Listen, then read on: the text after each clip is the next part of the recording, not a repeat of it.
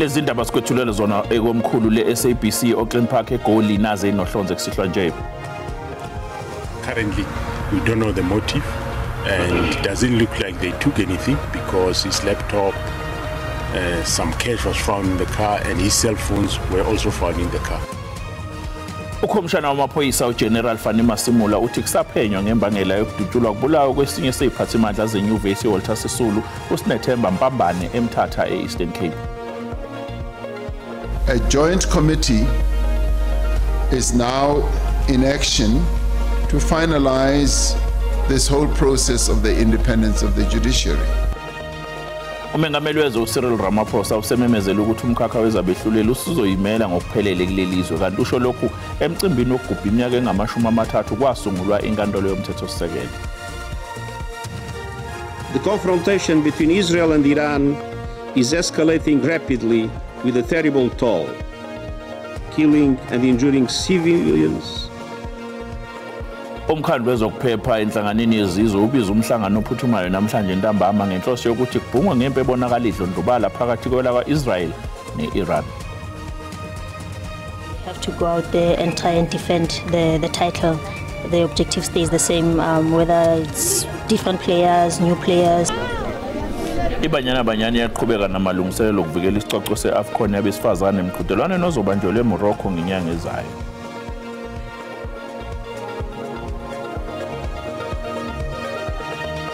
Nabezi besinzonzo sinzonzobele siminzisa umuntu ethi uyageza waze washona nangesicoco siyakhuleka nina bezinyane lengezengeze.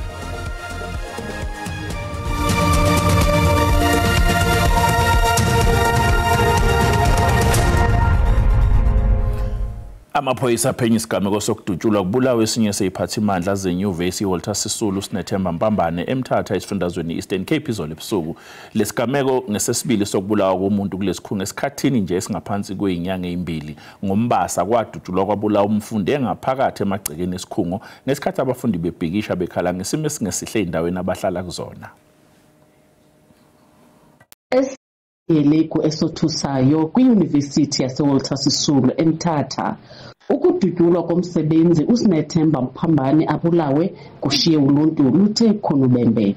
Umfi kuthiwa ubhaqwe ngugxa wakhe emva kokuva izithonga zompu ngethuba ephuma kwelizikomfundo.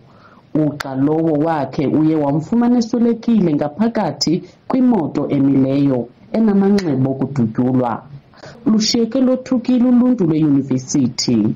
I-University ke yonke iphela yothukile okwangoku futhi ke ayiva kamnandi kakhulu sesisehlo sobundlobongela. Siyakhuza ke kakhulu ngamandla ngokubana sifumene izindaba emveni kokubana besikunye sonke. Isebe lemfundo ephakamileyo noqeqesho likhuphe ingxelo ligxeke sisenzo semanyumnyezi likwathumele nemiyalezo yovelwano kusapho lomfi kwanakubahlobo. Umphathiswa uphazamiseke kakhulu kuba kuphinde kwasweleka omnye umuntu kule yunivesithi ngendlela emanyunyezi ngolhlobo. Ukhuseleko lwabafundi nolwabasebenzi lubaluleke kakhulu kuthi ngamaxesha onke. Awaziwa okwangoku nobangela bokubulawa kwexhoba amapolisa aphuma ingqina ekhangela abenzi bobubi. Currently, we don't know the motive, and it doesn't look like they took anything because his laptop, some cash was found in the car, and his cell phones were also found in the car. So surely the motive can't be robbery, it's something else. Abantu abanolwazi ngesisiheleko bayacelwa beze ngaphambili okanye baqhagamshelane namapolisa kufuphi nabo. Kwindaba ze-SABC ndingufundiswa Mhlekude eMthatha.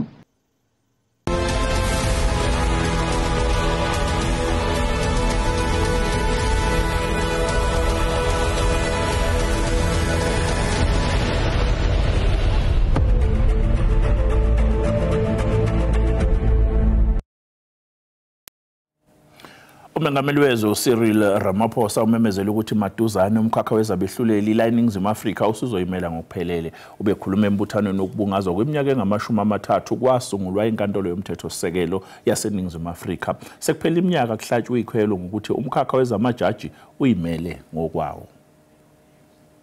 Selokhu kwavulwa ukusebenza kwenkantolo yomthethosisekelo kusukela ngo-1995 ukuqhakambiswa kweminyaka yayo engamashumi amathathu isebenza akubhekiwe nje kuphela inqumo zayo ezithathe ngamacala enzeka ngekhathi kahulumeni omdala kodwa kubhekwe nokuthi yendlalela ikusasa eliqhakazile lomthethosisekelo wezwe.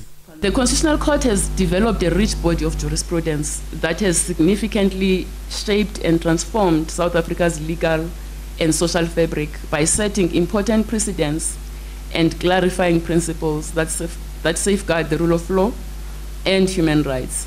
uMengameli Ramaphosa ukhulume wagxila nangalokho okuseyizinselele ngokuzimela geqe kokusebenza kwezabehluleli.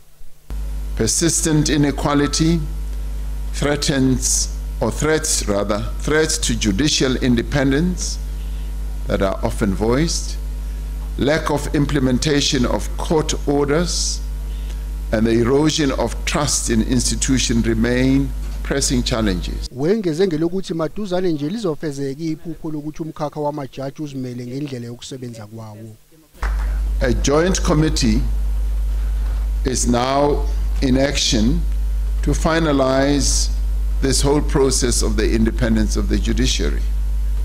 It has been an anomaly of our constitutional architecture that we've had Parliament as an independent institution in our constitution, fully and properly recognized, and the executive, but the judiciary has, on an unfair basis, had to depend on government on a variety of matters.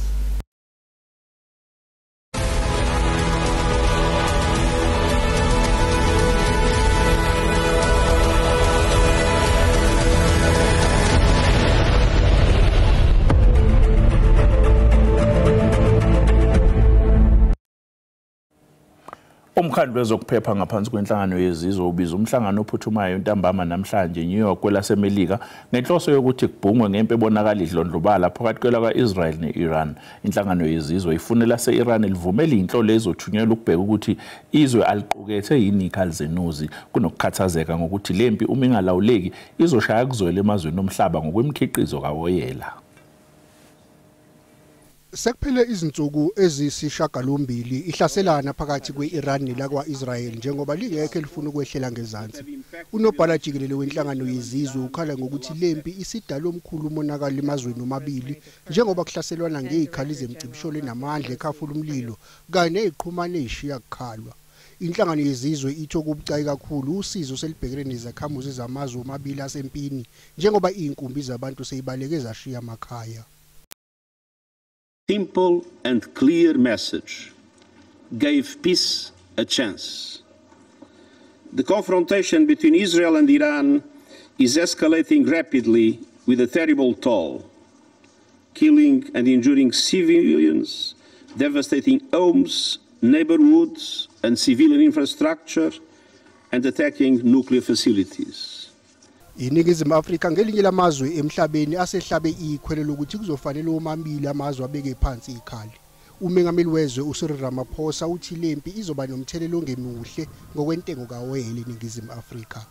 There's now uncertainty and prices are beginning to rise. We are already suffering from price rises in our fuel because as the conflict is raging in that part of the world, fuel becomes more expensive, which we import at great cost. So we want the conflict to come to an end. Sezemfiselo kuhle kodwa izakhamuzi zaseMahonisi eLimpopo bonobhala jikelele we-MK Party uFloyd Shivambu kanti iphinde zathi izowayivuka naye imeseke noma ikuphi lapho ezophelela khona. uShivambu umemezela ukuthi uzoqala umkhankaso wokubuza izakhamuzi zakuleli ukuthi ngabe sikhona yini isidingo sokusungula elinye iqembu lezombusazwe. Floyd Shivambu wafunda esikoleni samabanga phansi kuyo le ndawo kanti nababefunda naye baphawule ngentshisekelo abenayo kulwela amalungelo abantu. Othisha babemfundisa bathi wayengumfundi ozikhandlayo. Floyd was very much intelligent. He was a hard worker when it comes to schoolwork. And one can see that there is future in him. And I want to wish him good luck in his new career. Izihlobo zithi umndeni uyaziqhenya ngoShivambu. Angaloloyi kufika amuntini wa munhu loyi. Kafushane uthi umndeni wakhe uyasiqhenya ngaye ngoba ungumuntu ongathandi nje kuphela umndeni wakhe kodwa nothando lwabantu abamnyama. uShivambu neziqu ezimbili ze-masters kanti nabantu bendawo bathi uvamile ukuxoxisana nentsha kule ndawo ukuze ayikhuthaze ngokubeka imfundo phambili. I remember when we were at professionals meeting, he laughed at me because I have stand and say, me, I automatically join MK because of you, because I trust him. So even now, if he start a new political party, obviously me, I will vote for him. uShivambu uthi usayilungu eligcwele leqembu umkhonto wesizwe. Mbukelo sasiqhwayito lona mabe sibuya sizokuphathela udaba olutheni. Singumndeni singathanda kakhulu singumndeni ukuthi ugovernment abuyise isigwebo sentambo. Namhlanje kubanjwe inkonzo yomncwabo kaZodwa Precious Mdluli nowatholwe seshonile nesoka lakhe okuyintatheli uSibusiso Ndlovu ngemva kokunyamalala kwabo ngoNhlolanja.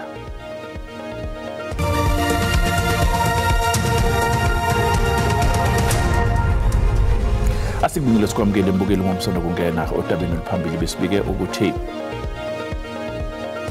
ukhomishana wamaphoyisa uGeneral Fanny Masimula uthi kusaphenywa ngembangela yokudutshulwa kubulawa esinye seziphathimandla zenyuvesi Walter Sisulu Sinethemba Mpambane eMthatha esifundazweni iEastern Cape.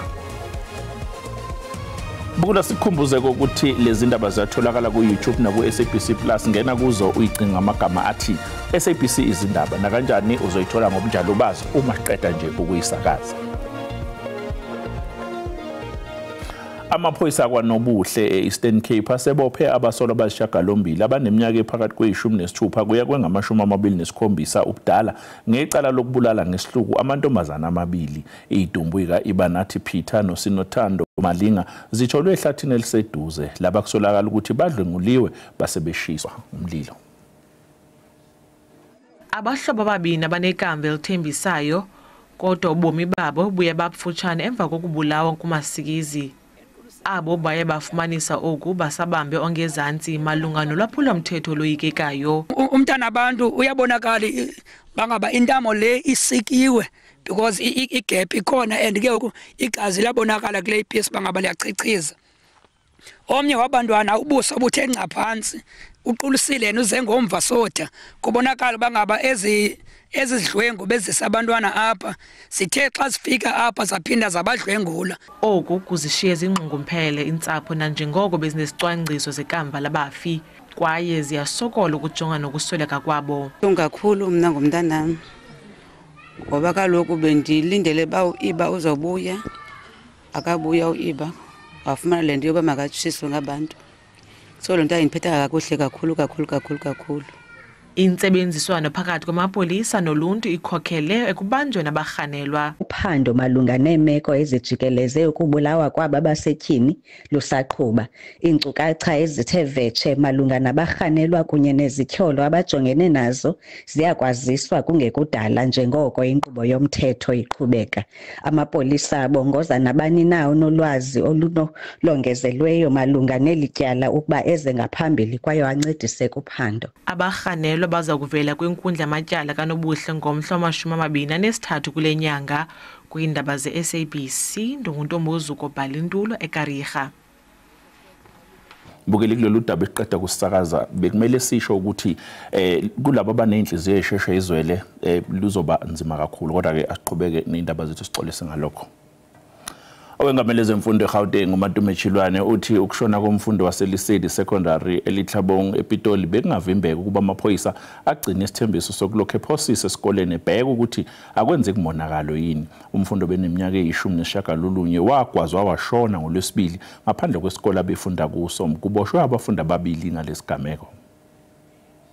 Omunye walabafundi ababoshiwe nowayengekho esikoleni ngosuku lesigameko kusolwa ukuthi wafika ngemuva kokuphuma kwesikole ezohlasela uLithabo Monkonyane.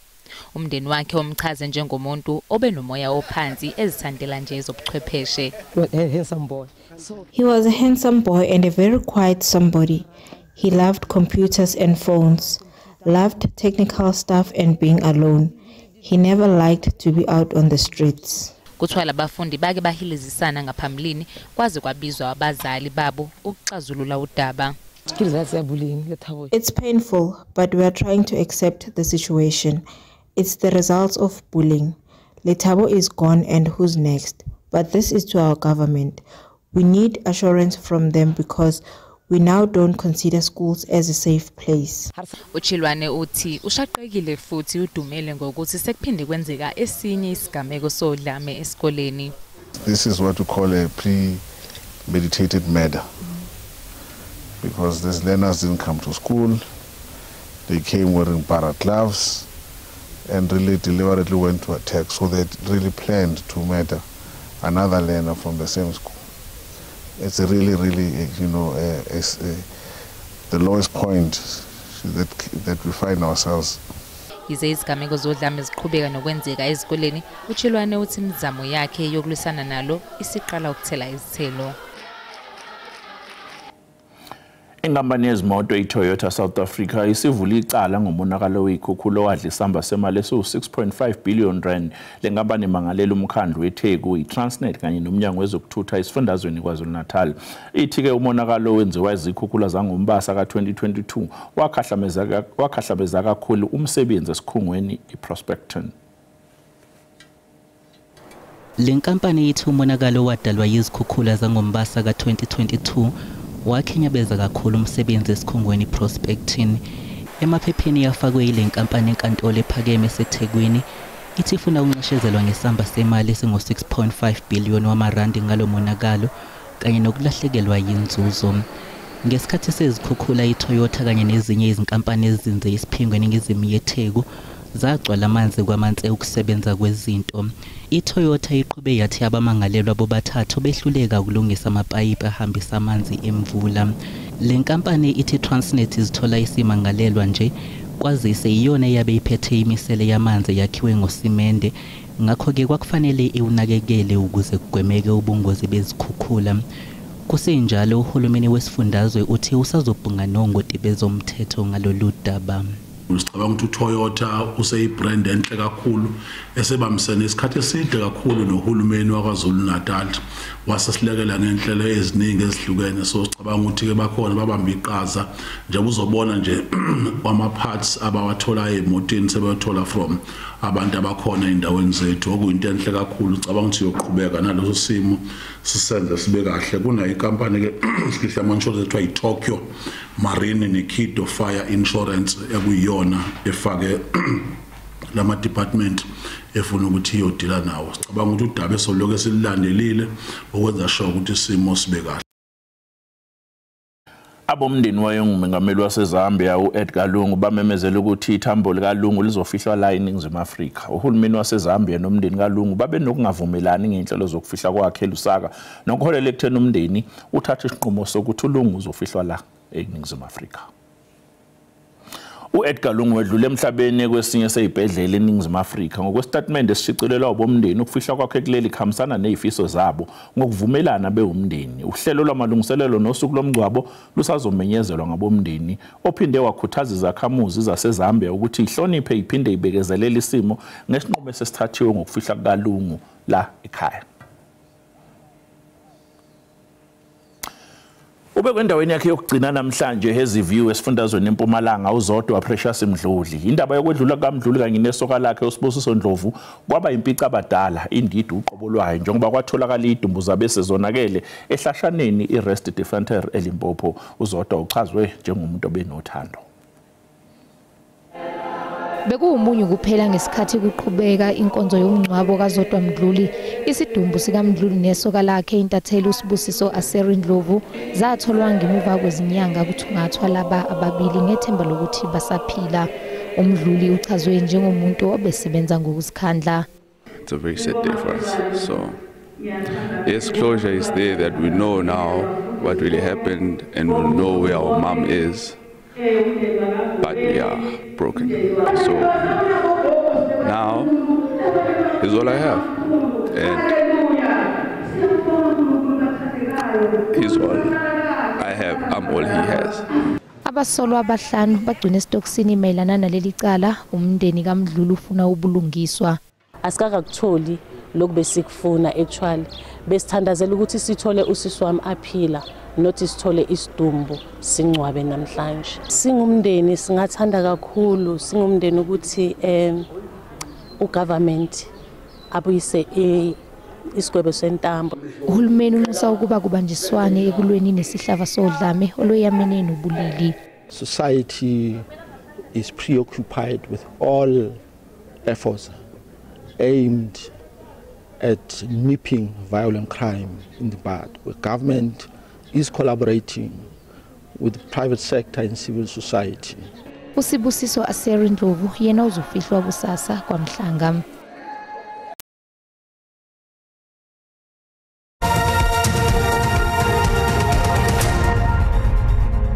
Aqhubeka kahle amalungiselelo eBanyana njengoba izokuya eMorocco ngenyanga ezayo iyovikela isicoco sayo seWomen's Africa Cup of Nations. uDesiree Ellis ocija lona leli qembu la kuleli uthi iqembu lakhe likulungela ukuvikela lesi sicoco. Kubhekwe lukhulu kuBanyana njengoba kuyiyona evikeli waFcon.